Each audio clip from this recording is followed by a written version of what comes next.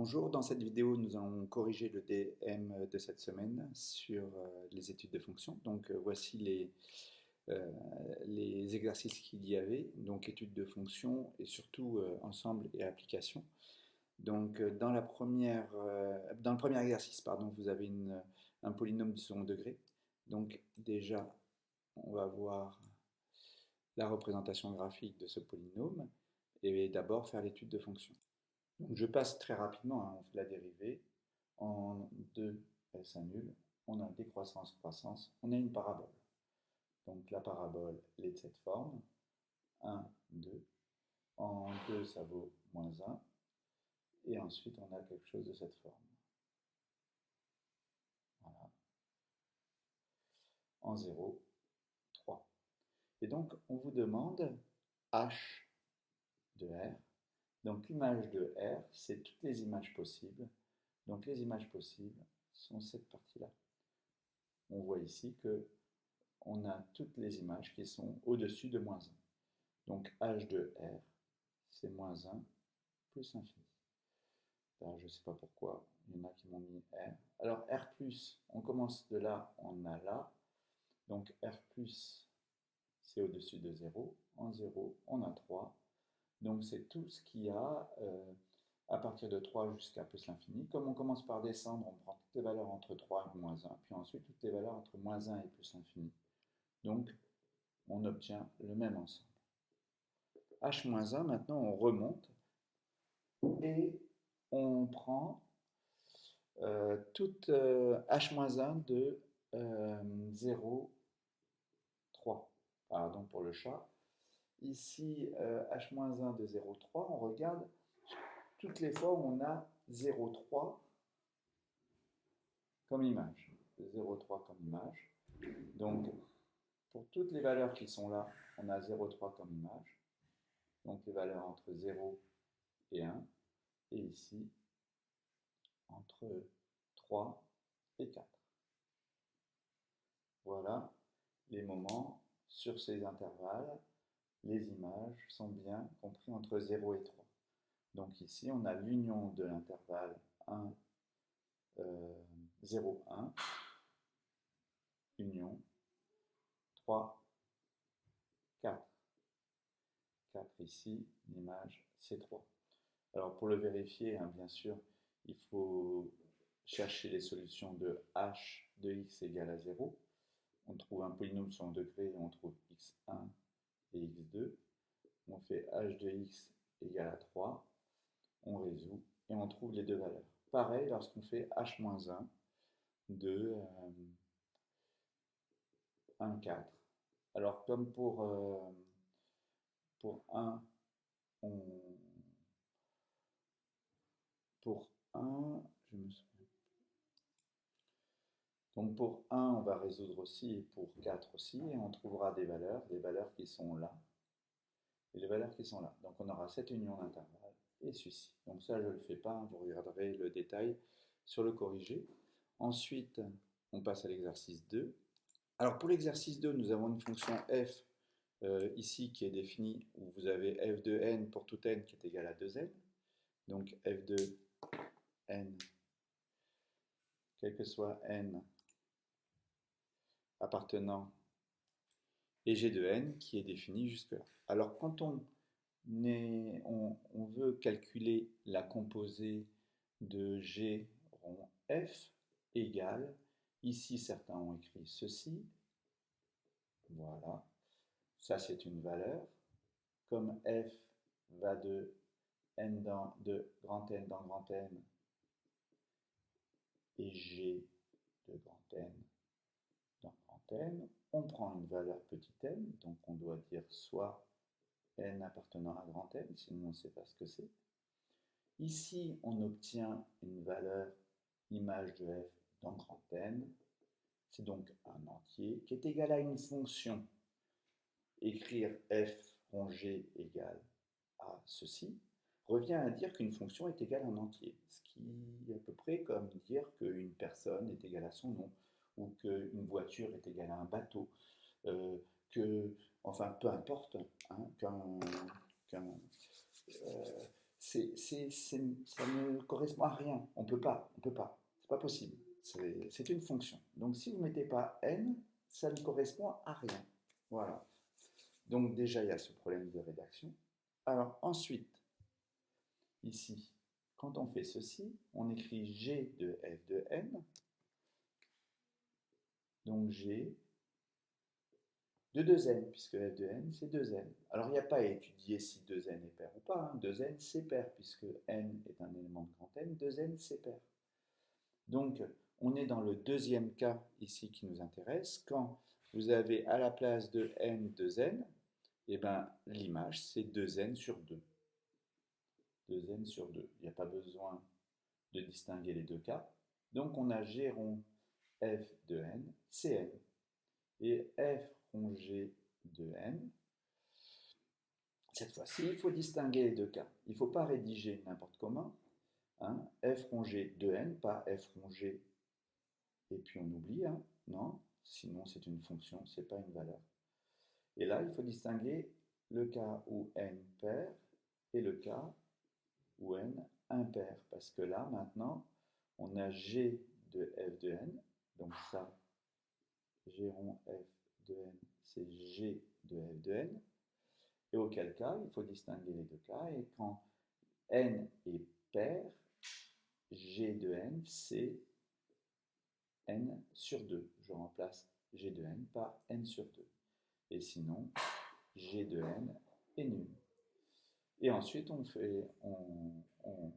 finit le calcul. F de 2n, c'est 2 fois n sur 2, peu importe, hein, puisque pour f, il n'y a pas à distinguer les deux cas. Et f de 0, c'est 0.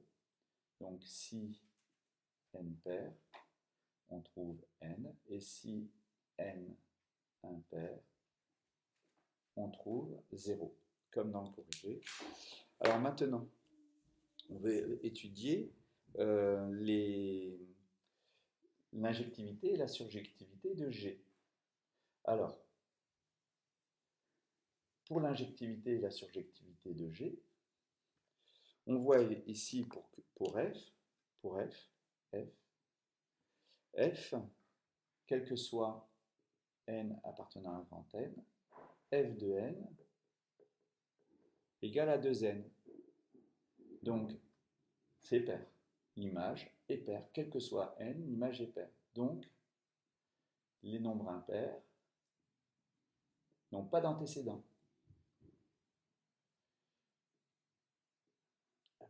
Impairs n'ont pas d'antécédent.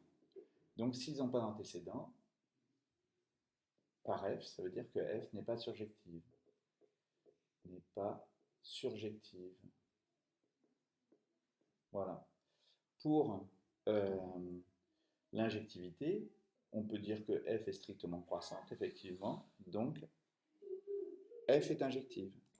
Donc ici, hein, le fait que f soit strictement surjective suffit à conclure, strictement croissante, suffit à conclure que f est injective. Sinon, on peut faire aussi, on prend deux valeurs n et n' dans le grand N, vous les définissez avant. Si vous n'écrivez pas ça, ce n'est pas propre. f de n égale f de n', ça implique que 2n égale 2n', ça implique que n égale n', l'injectivité. Donc dans cet exercice, hein, tout le monde quasiment est passé à côté. Alors, f est injective mais non surjective, donc il n'y a pas de bijectivité pour f. Alors maintenant, passons à G. Pour l'étude de l'injectivité de G, il ne sert à rien de distinguer deux cas, n pair et n impair, parce que de toute façon, ce n'est pas parce que ce sera injectif si je restreins l'ensemble de départ aux valeurs paires que ce sera injectif sur tout grand N. Donc ça ne sert à rien. Il suffit simplement d'observer que G de 1 comme 1 est impair et G de 3 comme 3 est impair, l'image est 0. On a deux fois la même image pour deux valeurs différentes. Donc là, c'est fini. Hein. Donc, G non injectif. Il n'y a pas besoin d'aller plus loin. Ça suffit. Vraiment, il suffit de trouver deux valeurs qui ont la même image pour se trouver tout de suite que G n'est pas injectif. Donc il n'y a pas besoin de s'embêter plus. Maintenant, pour la surjectivité, tout aussi simple pour G, puisque on prend un élément quelconque soit M appartenant à l'ensemble d'arrivée, hein, G va de grand M dans grand M, donc je prends un élément de cet ensemble, et j'ai tout de suite G de 2M, comme 2M va être pair, qui va être égal à 2M sur M, qui est égal à M, donc j'ai trouvé une valeur, un antécédent pour M. Donc tous les éléments de grand M admettent un antécédent. Voilà pour la surjectivité. Donc G est surjective et c'est fini. Alors pour les deux, là j'ai vraiment passé du temps pour cet exercice, on va aller beaucoup plus vite sur les deux autres. Donc pour l'exercice 3, vous avez très bien fait, hein, vous avez fait soit Y appartenant à C privé de I, et vous avez résolu quand est-ce que F de Y, F de Z, pardon, égale à Y, et après multiples calculs, vous êtes arrivé à l'expression de Y en fonction de Z, ce qui nous donnait F-1 de, l'expression de F-1 de Y. Voilà. F-1 de Y. Ah pardon, Z égale, j'ai dit une bêtise, Z égale, et donc on trouvait F-1 de Y. L'expression qui était ici, hein, je vous la lirai dans le corrigé. Donc là, il n'y avait rien de plus à dire, hein, pour cet exercice 3. On pourrait faire pareil sur l'exercice 4, sauf que il y a plein d'éléments dans la démonstration lorsque l'on fait la résolution Z égale, alors Y égale, pardon, racine carrée de 1 plus, voilà. Alors déjà, on se demande, quand on passe au carré, on voit que Y, déjà Y doit être positif, hein, au départ. Mais l'intervalle que l'on doit trouver à la fin, qui est 1, 2, ça va être très difficile à justifier. Donc ici, en mettant au carré, on tombe sur ceci, et il y a plein d'étapes où il y a des soucis. Ici, puisque, par exemple, ici, il y en a très peu qui ont vérifié que Y carré moins 1 doit être positif, parce que là, on a un nombre positif. Alors, on va quand même aller jusqu'au bout. Donc là, je prends l'inverse de chaque côté, je mets le 3, enfin, je saute une ou deux étapes. Voilà. Voilà. Jusque-là, il n'y a pas besoin de prendre de gants. Mais c'est ici. Là, on doit prendre la racine. Donc, il faut justifier que ça, c'est bien positif. Donc, il y en a quelques-uns qui ont cherché. Mais ça ne suffisait pas pour trouver l'intervalle qui est ici. Donc, dans tous les cas, donc après on prend la racine, racine carrée 2, ça fait valeur absolue 2, qui est égale à x car x positif. Donc au départ, il faut prendre y appartenant à ça, dès le départ. Et ensuite, pardon, je ne fais pas mon tableau là, et x positif. Il faut poser ça au départ avant de commencer. Voilà. Une fois qu'on arrive là, on prend la racine carrée de ça, on a trouvé la fonction inverse, hein, donc h-1, mais ça ne suffit pas. Il faut avoir l'intervalle qui est ici pour y. Alors pour ça, eh ben, rien de mieux que de faire une étude de fonction. Vous dérivez, vous avez racine de u, c'est u' sur 2 racines de u. U, c'est une expression qui est un peu compliquée, qui est 1 plus 3 sur... Voilà. Quand je dérive ça, le 1 devient mieux. Et là, j'ai 1 sur u, avec le 3 qui reste devant. 1 sur u, c'est u' sur u carré. Voilà. Et donc, je mettrai ça au numérateur et j'obtiens une dérivée qui se trouve être de la forme x fois quelque chose qui est toujours positif. Voilà. Donc, on peut faire le tableau de variation. Et auquel cas, comme j'étudie que sur R+, mon tableau de variation, la dérivée. Alors il y a quelque chose qui est, il y a x devant et quelque chose qui est toujours positif. En fait, non, je me suis trompé, c'est toujours négatif sur R+. Enfin, vous regardez le corrigé. On a décroissance et il faut faire les limites. ici et la valeur là. On a h de 0 qui vaut 2, et ici la limite, une étude assez simple, nous amène à la limite égale à 1. Donc 2, 1, celle-ci elle n'est jamais atteinte. Donc on a une bijection de 1 ouvert, de 0 plus infini, de R plus, dans 1 ouvert, 2 fermé, grâce au tableau. Sans le tableau, on ne peut pas justifier le 1, 2 proprement, c'est très compliqué. Il y en a qui ont réussi à faire une partie, mais pas les deux. Donc c'est pour ça que j'ai vraiment... voilà, je voulais revenir sur cet exercice-là, hein. Donc j'ai corrigé rapidement. Pour le détail, vous regarderez sur le corrigé.